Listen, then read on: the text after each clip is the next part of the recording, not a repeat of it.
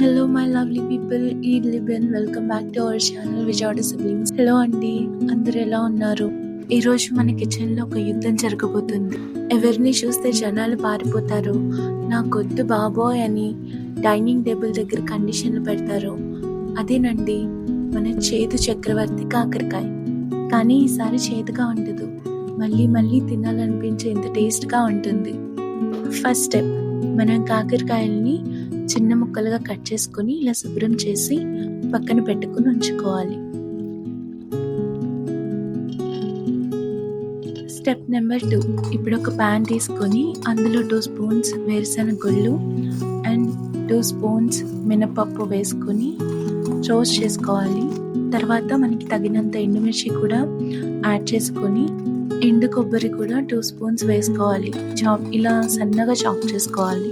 Medium ఫ్లేమ్లో ఉంచి roast చేసుకోవాలి, అప్పుడే మాడిపోకుండా ఉంటాయి. తర్వాత మనం 2 స్పూన్స్ జీలకర్ర కూడా యాడ్ చేసుకోవాలి.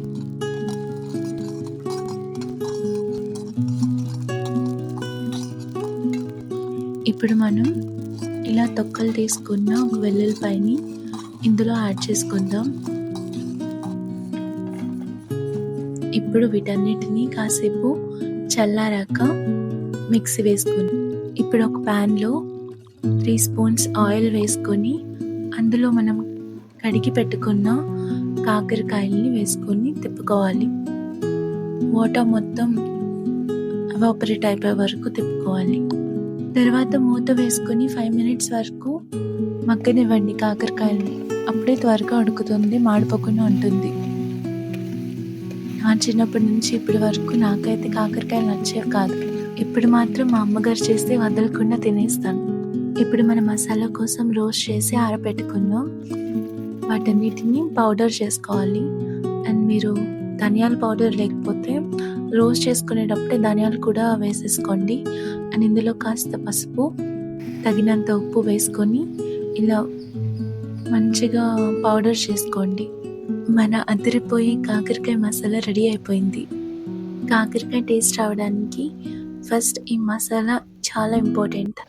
ఇప్పుడు కాకరకాయ ఒక 80% ఫ్రై అయ్యాక అందులో మనం మసాలా కోసం చేసుకున్న పౌడర్ కూడా యాడ్ చేసుకొని మొత్తం కలిసేలా తిప్పుకోవాలి. ఇలా కాకరకాయ ఫ్రై చేస్తే మీకు అస్సలు కాకరకాయ ఫ్రై ఇష్టం లేకపోయినా, కాకరకాయ అంటే ఇప్పటి వరకు తినకపోయినా ఒక్కసారి ఈ కాకరకాయ మసాలా తింటే అస్సలు వదిలిపెట్టరు. ఒకసారి ట్రై చేసి ఎలా ఉందో నాకు కమెంట్స్లో చెప్పండి. లాస్ట్లో కరివేపాకు వేసేసుకుంటే మన కాకరకాయ ఫ్రై రెడీ.